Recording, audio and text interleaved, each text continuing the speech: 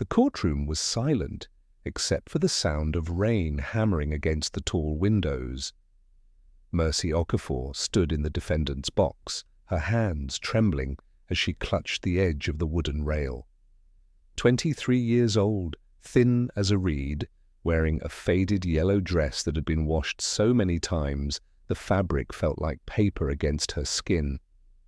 Her eyes were red from crying, but no more tears would come. She had run out of tears 3 days ago when they arrested her. Across the aisle sat Mrs. Gladys Okoli, draped in expensive lace and gold jewelry that clinked softly whenever she moved. Her face was twisted in theatrical grief, dabbing at her eyes with a silk handkerchief, even though there were no actual tears. Beside her sat her son, Emeka, looking bored and scrolling through his phone. Neither of them looked at Mercy. But they didn't have to. They had already won. The magistrate cleared his throat, adjusting his glasses as he read from the file before him. The charge was theft. 20,000 naira missing from Mrs. Okoli's bedroom drawer. The only evidence was Mrs. Okoli's word and the fact that Mercy had been the only other person in the house that afternoon. Mercy wanted to scream. She wanted to tell them she had never stolen anything in her entire life.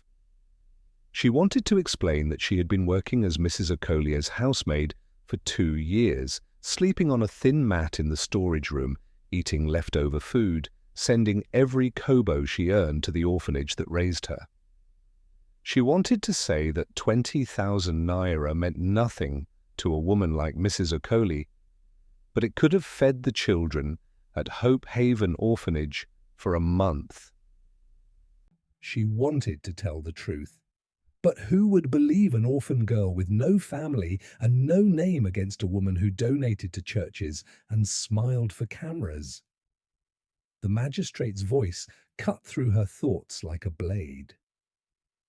Miss Okafor, you are found guilty of theft. However, given your age and lack of prior offences, I am prepared to offer an alternative to imprisonment.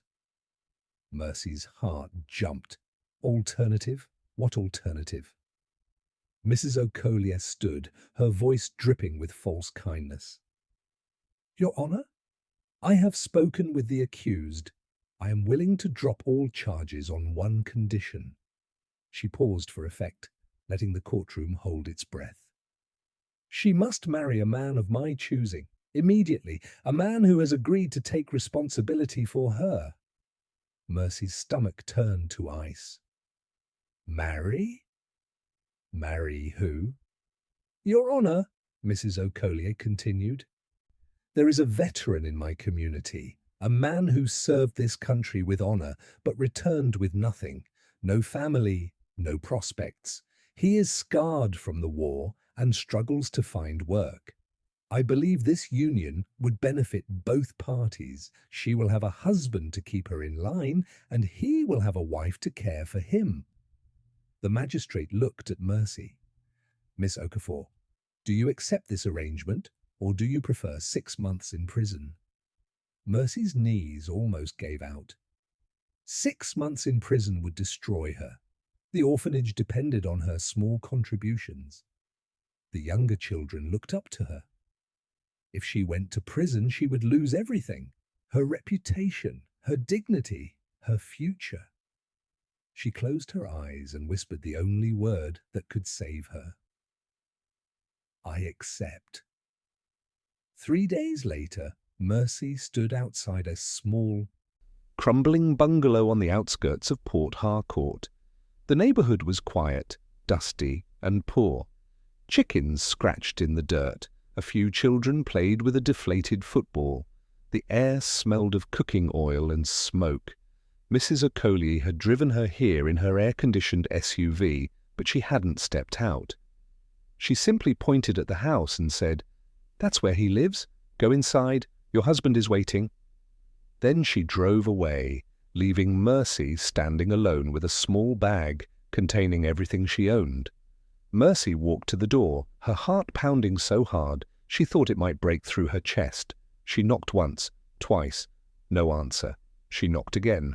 The door creaked open. The man standing before her was tall, broad-shouldered, but his presence was heavy with something darker than his size.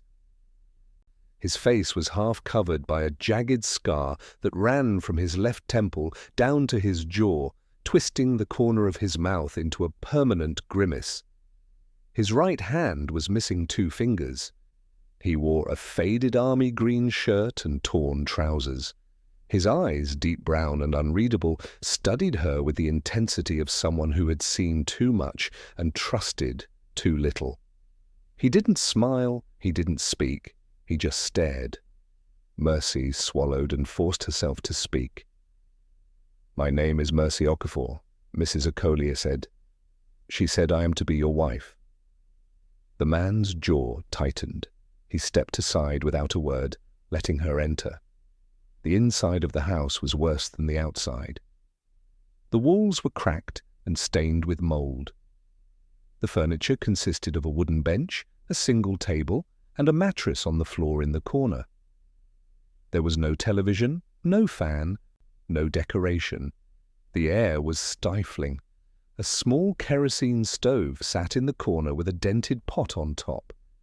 The man closed the door and leaned against it, arms crossed.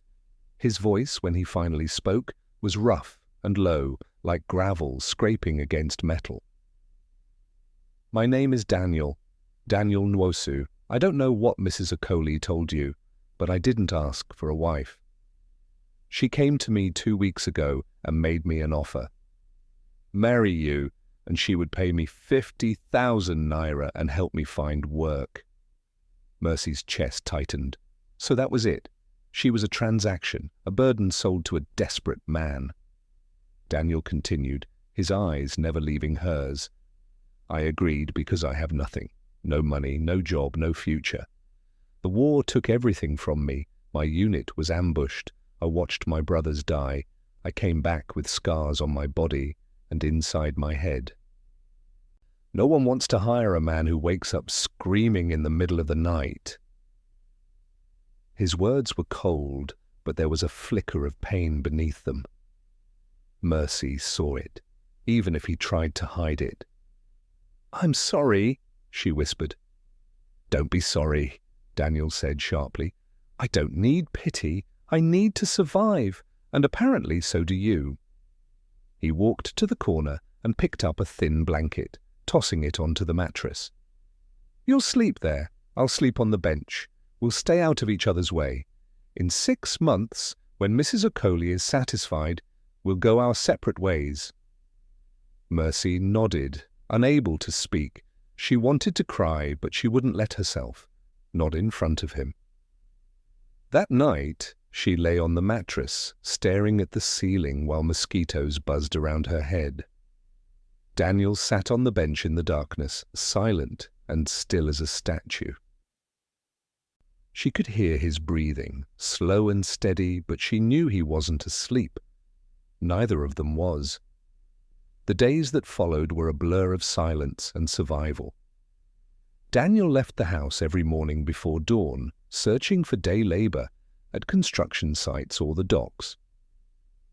Sometimes he came back with a little money. Most times he came back with nothing. Mercy tried to make the house livable, sweeping the floors, washing clothes by hand in a bucket, cooking simple meals of rice and beans with whatever they could afford. They barely spoke.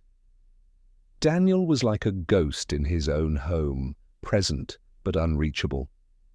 He never yelled, never raised his hand, but his silence was its own kind of wall. Mercy learned not to ask questions. She learned to move quietly, to stay out of his way, to read the tension in his shoulders and the darkness in his eyes. But she also learned to watch him. She noticed the way he flinched when a motorcycle backfired in the street. She saw how he gripped the edge of the table when his hands started shaking. She heard him at night, breathing hard, sometimes whispering words she couldn't understand. Once, she woke to the sound of him pacing the room, his scarred face slick with sweat his eyes wild and unfocused. She didn't say anything. She just watched. And slowly, carefully, she began to understand. Daniel Nwosu was not a cruel man. He was a broken one. 2 weeks into their strange, silent marriage, everything changed. Mercy was at the market, buying Gary and palm oil with the little money Daniel had left on the table. She was counting out coins when she heard a familiar voice behind her. "Mercy? Mercy Okafor?" She turned and felt her blood go cold. It was Emeka Okolie, Mrs. Okolie's son. He stood there with 2 of his friends, all of them wearing designer shirts and sunglasses, looking completely out of place in the dusty market. Emeka's smile was slow and mocking. "So it's true," he said, walking closer. "My mother really did marry you off to that damaged soldier. I thought she was joking." Mercy took a step back, clutching her bag. "Leave me alone, Emeka." "Leave you alone?" He laughed, loud and cruel. His friends joined in. "Why would I do that? You're the best entertainment we've had in months," my mother told everyone at church. Poor Mercy, the thief, married to a crippled beggar. It's all anyone talks about. Mercy's face burned with shame and anger. "I didn't steal anything." "You know I didn't." Emeka leaned in close, his voice dropping to a whisper. "Of course you didn't." "I took the money myself. Planted it in your bag while you were cleaning. Mother knew. She wanted you gone. You were getting too comfortable, acting like you belonged in our house." Mercy's world tilted. The confession hit her like a fist to the chest. "Why?" she choked out. "Why would you do that?" Emeka shrugged. "Because we could. Because you're nobody, and nobody cares what happens to nobody." He walked away, laughing with his friends, leaving Mercy standing frozen in the middle of the market. She didn't remember walking home. She didn't remember the tears that streamed down her face or the way her hands shook as she pushed open the door to the house. Daniel was sitting at the table, staring at nothing. He looked up when she entered, and for the first time, his expression shifted. "What happened?" Mercy shook her head, unable to speak. "Mercy." His voice was firmer now, almost gentle. "What happened?" And then, for the first time since the trial, since the marriage, since everything fell apart, Mercy broke. She collapsed onto the floor, sobbing, and told him everything. About Emeka's confession, about the setup, about the cruelty and the lies and the helplessness of being powerless. Daniel listened in silence. When she finally finished, he stood and walked to the door. His jaw was set, his scarred face hard as stone. "Where are you going?" Mercy asked, her voice hoarse. Daniel looked back at her, and for the first time, she saw something dangerous flicker in his eyes. "To make this right." "No," Mercy said quickly, standing. "You can't. They'll destroy you. They have money, power, connections." "We have nothing."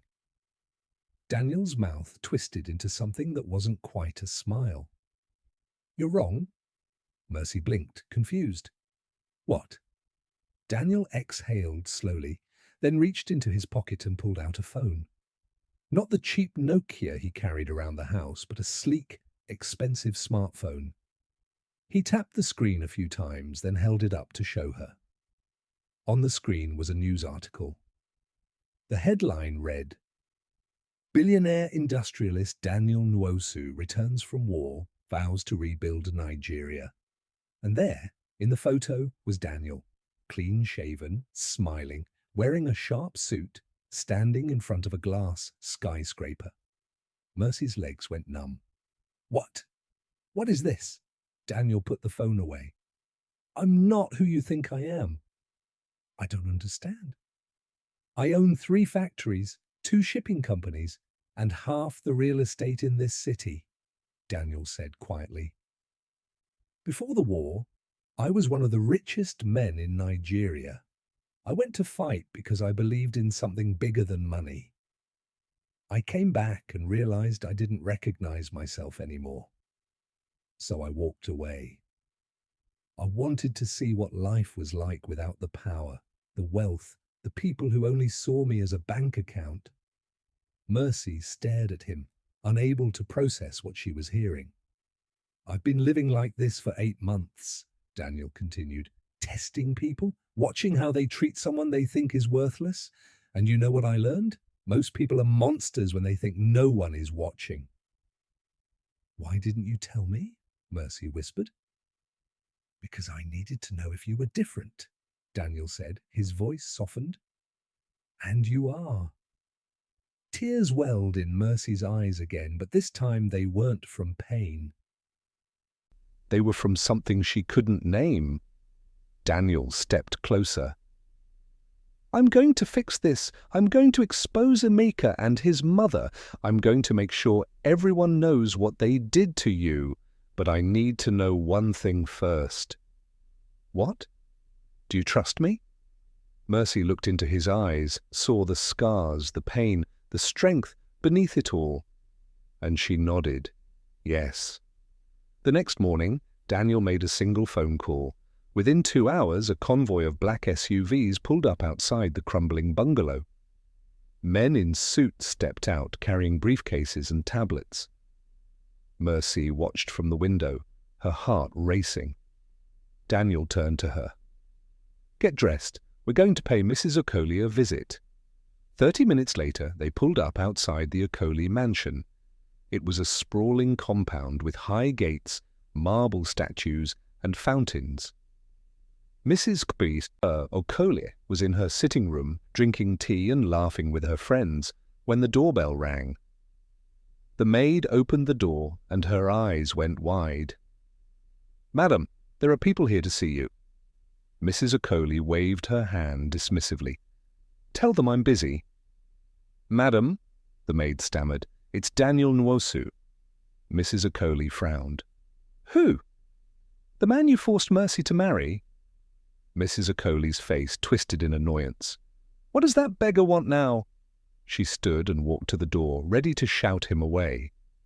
But when she saw Daniel standing there, flanked by lawyers and security, dressed in a tailored suit that probably cost more than her entire wardrobe, her mouth fell open. Good morning, Mrs. Okoli, Daniel said, calmly. We need to talk. Mrs. Okoli tried to recover, forcing a smile. Daniel, I didn't recognize you. You look different. I'm sure I do, Daniel said. May we come in? Mrs. Okoli stepped aside, her mind racing. What was happening? They sat in her opulent living room. Emeka came downstairs, saw the crowd and froze. Daniel didn't waste time. Mrs. Okoli, 3 weeks ago, you accused my wife of theft. You manipulated the legal system to force her into a marriage with me, thinking you were punishing her. What you didn't know is that your son confessed to Mercy yesterday. He admitted that he stole the money and framed her. Mrs. Okoli's face went pale. That's a lie. Is it? Daniel nodded to one of his lawyers, who pulled out a tablet and pressed play. Emeka's voice filled the room, clear, mocking, confessing everything. It was a recording.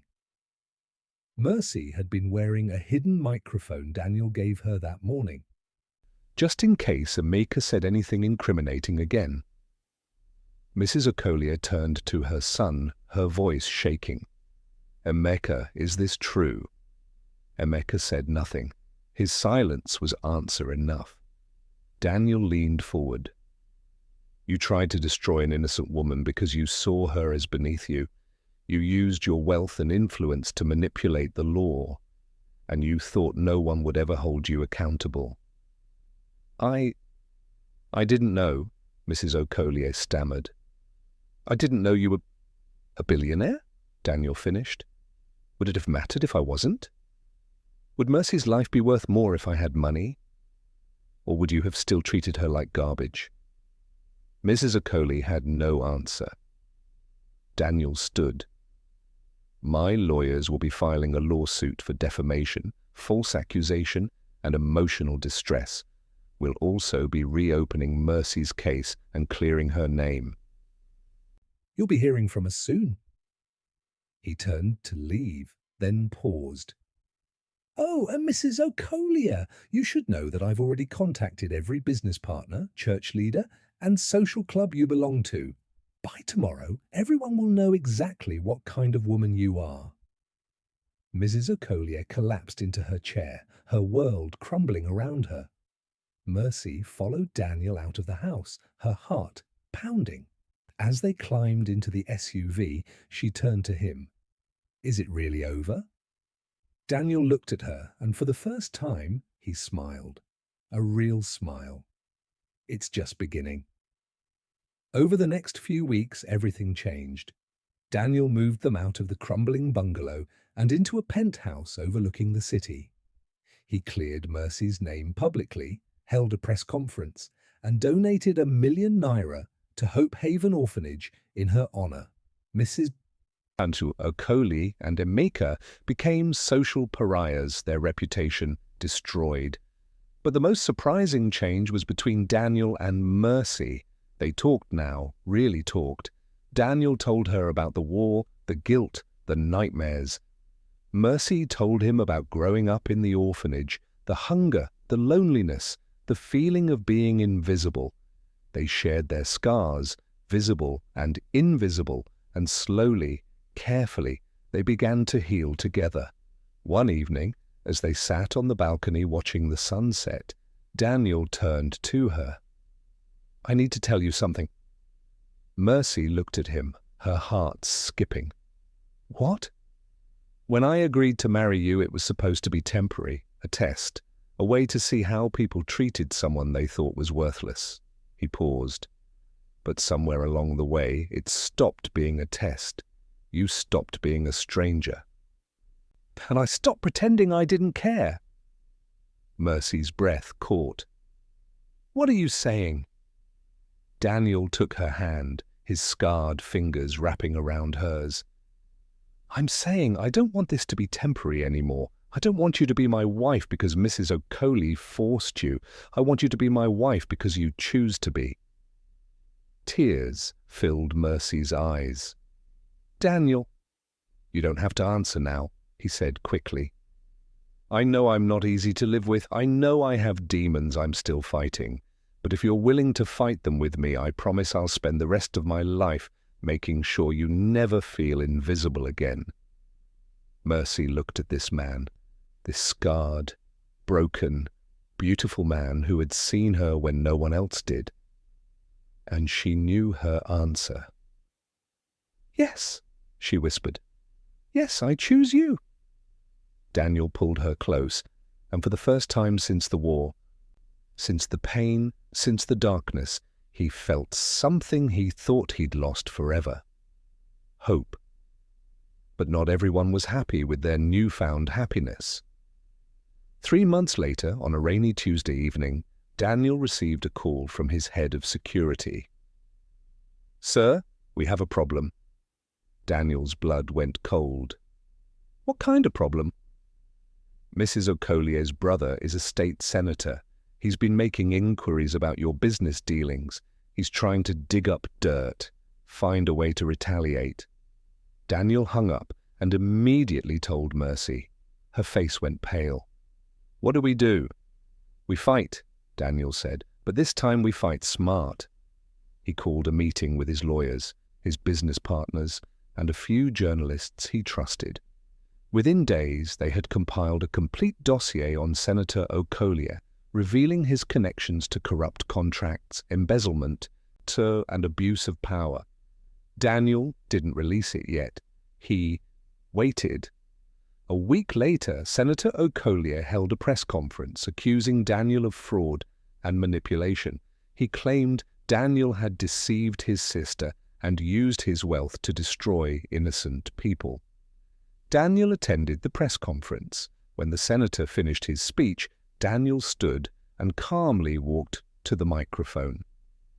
Senator Okolie, Daniel said, his voice steady, I appreciate your concern for your sister, but before you accuse me of manipulation, perhaps you should explain to the public how you've been siphoning government funds meant for veterans into your private accounts.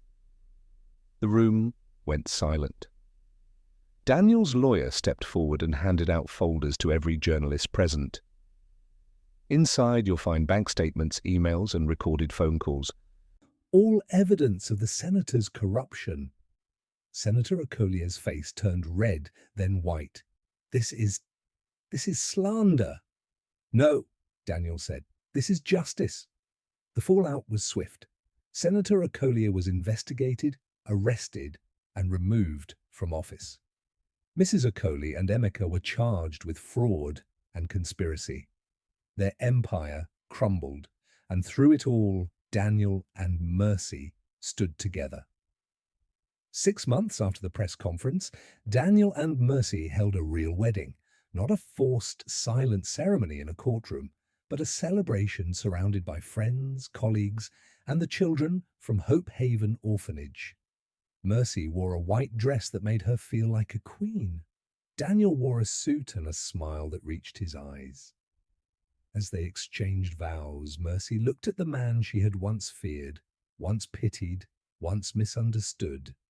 The man who had seen her, believed her, and fought for her. I thought I was marrying a broken soldier, she whispered, but I found a king. Daniel kissed her hand. And I thought I was saving an orphan, but you saved me. The crowd erupted in applause, but in that moment, it was just the two of them. Two broken people who had found wholeness in each other.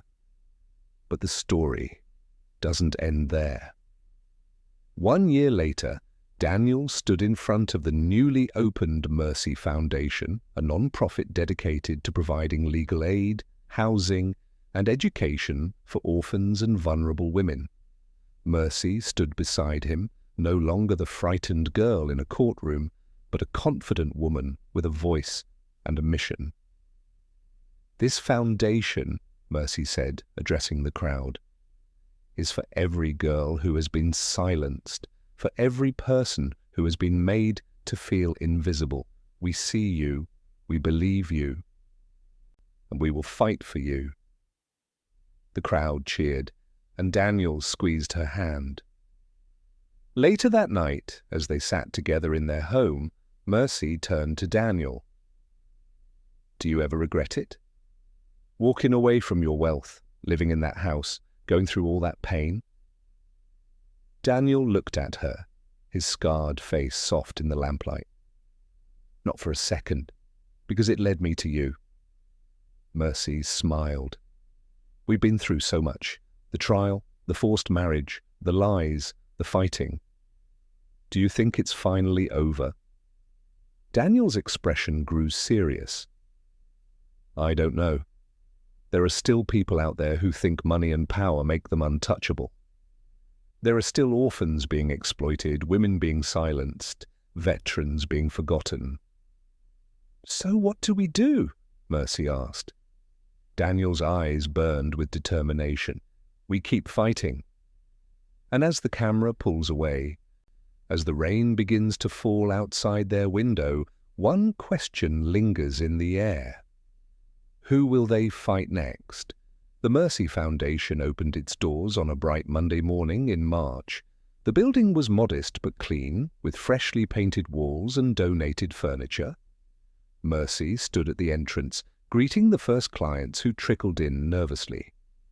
Most were young women, some carrying babies, others clutching worn folders containing court documents and hospital records.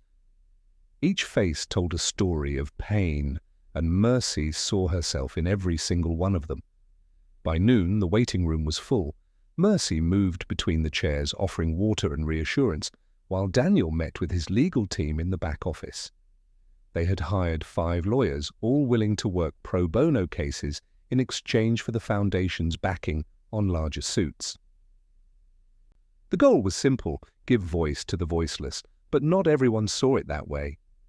That afternoon, as Mercy was helping a young mother fill out an intake form, the door burst open.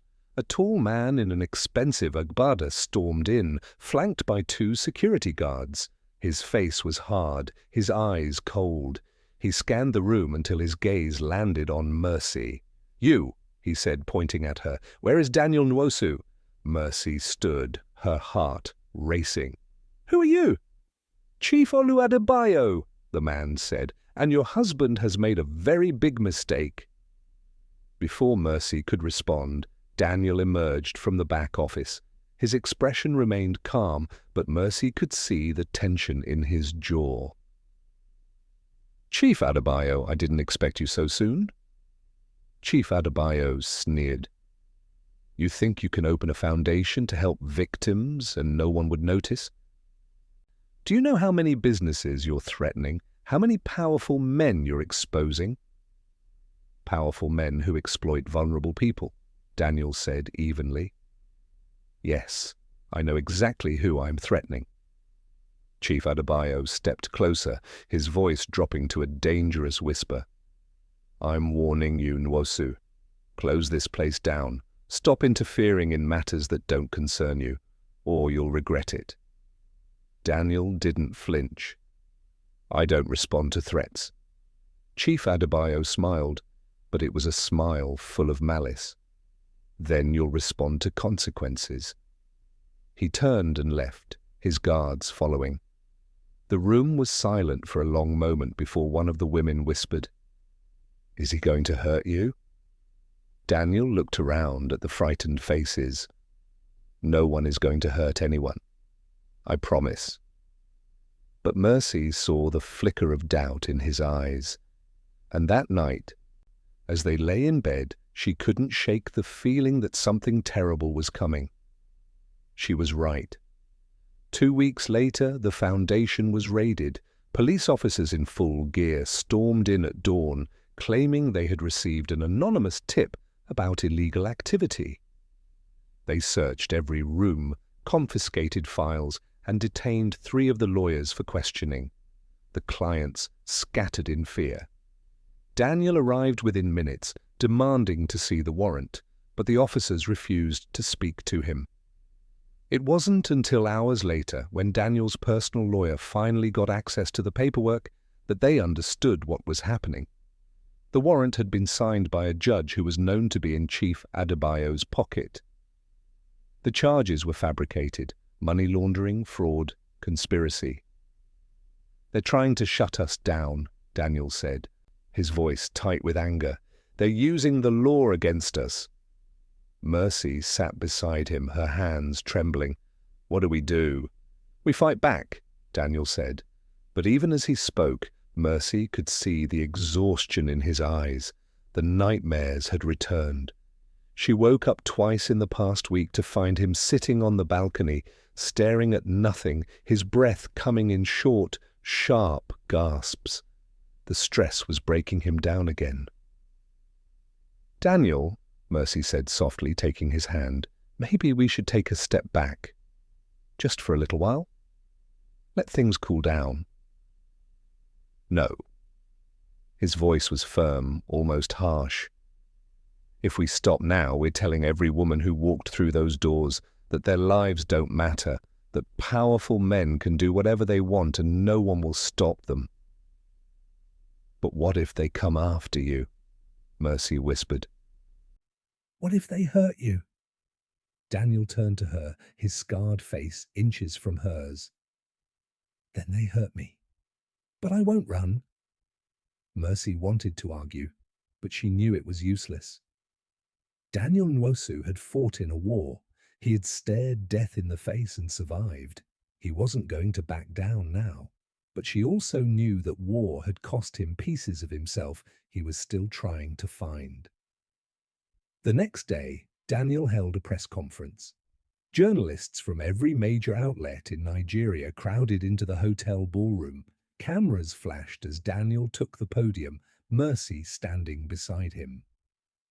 "Yesterday," Daniel began, his voice calm but cutting, The Mercy Foundation was raided by police under false pretenses, files were confiscated, lawyers were detained, and vulnerable women seeking help were traumatized. This was not an act of justice.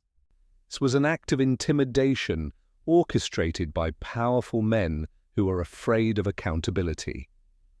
A murmur rippled through the crowd. "I know who is behind this," Daniel continued, "and I want to make something very clear.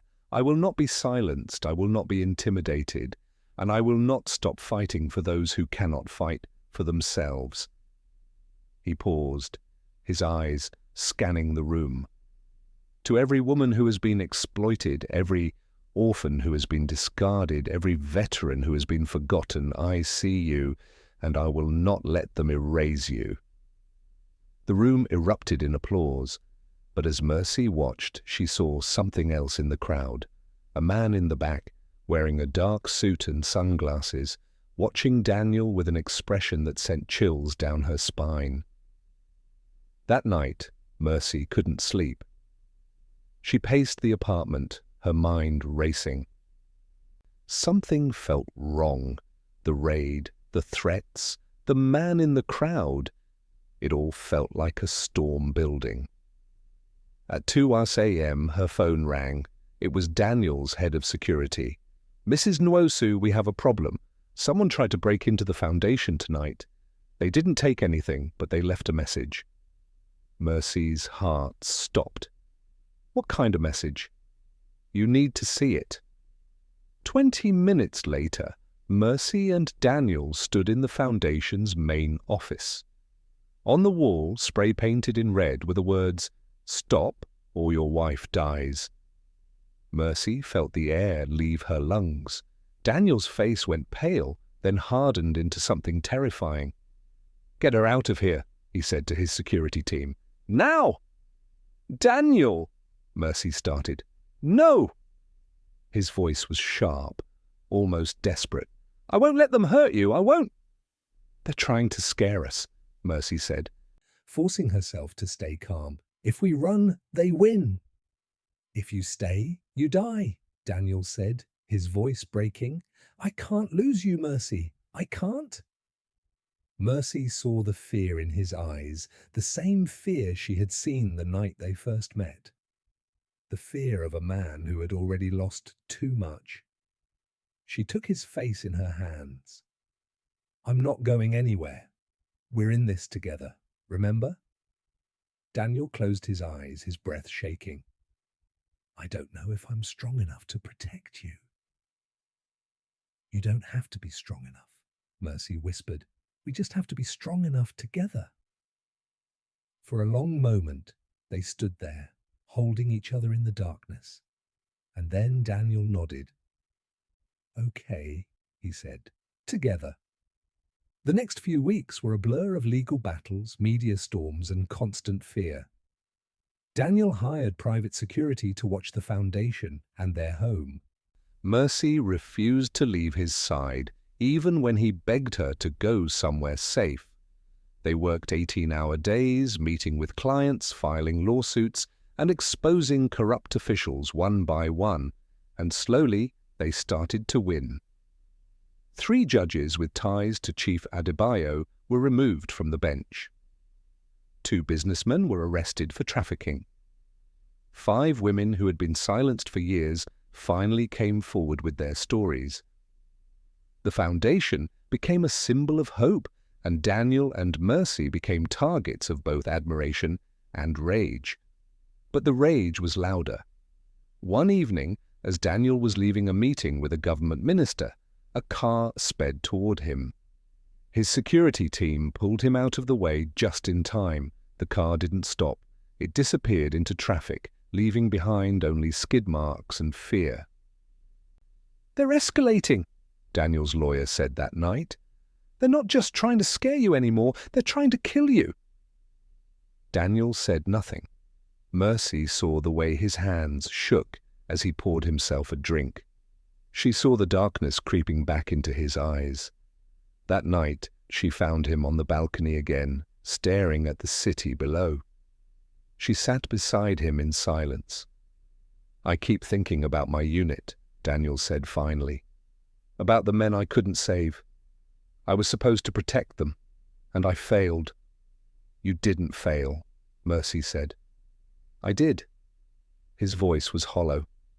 And now I'm putting you in danger. I'm putting everyone at the Foundation in danger. Maybe I should just stop. Maybe they're right. Maybe I'm doing more harm than good. Mercy turned to him, her voice fierce. Don't you dare. Don't you dare let them make you believe you're the villain. You're the only person in this city with the courage to stand up to them. You're the only reason women like me have hope. Daniel looked at her, his eyes glistening. What if I lose you? Then you'll remember that I chose this, Mercy said. I chose you, I chose this fight, and I'd do it again. Daniel pulled her close, burying his face in her hair. I don't deserve you. Yes, you do, Mercy whispered. You just don't see it yet.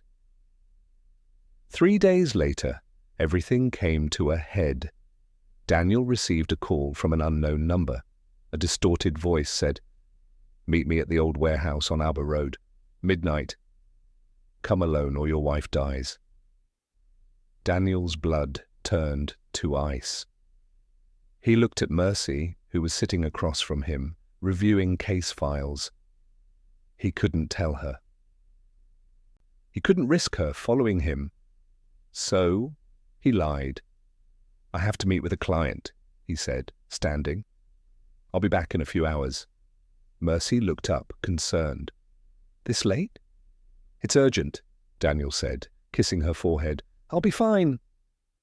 He left before she could ask more questions. But Mercy wasn't stupid.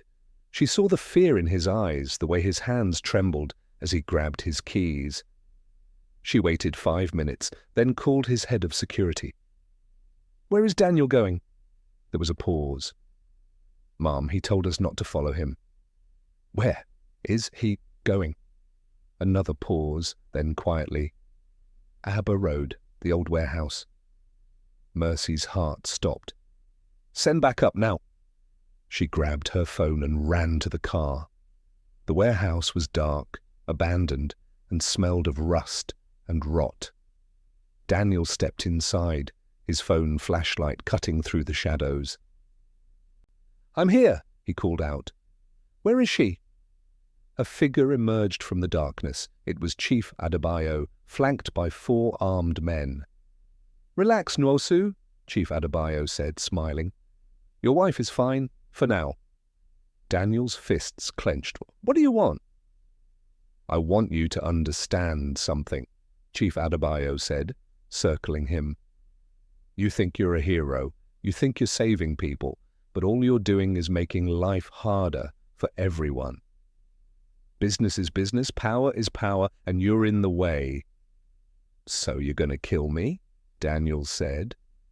Oh, I'm not going to kill you, Chief Adebayo said. I'm going to make you watch everything you've built burn.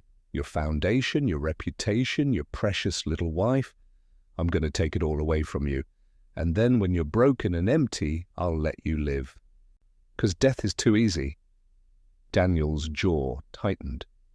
You're insane. No, Chief Adebayo said. I'm powerful, and power always wins. He nodded to his men, who raised their guns. And then the doors burst open. Mercy stormed in, flanked by Daniel's security team and a dozen police officers. Put your weapons down, she shouted. Chief Adebayo turned, shocked. How did you really think I wouldn't follow him? Mercy said, her voice shaking with rage. Did you think I'd just sit at home while you threatened my husband? The police moved in, surrounding Chief Adebayo and his men. One of the officers stepped forward.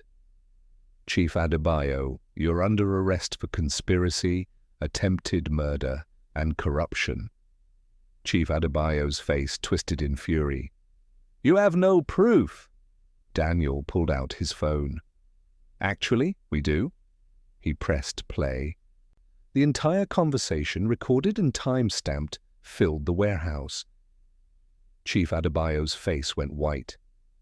He lunged at Daniel, but the police restrained him. As he was dragged away, he screamed, "This isn't over, you hear me? This isn't over!" But Daniel wasn't listening. He was staring at Mercy, his eyes wide with disbelief and love.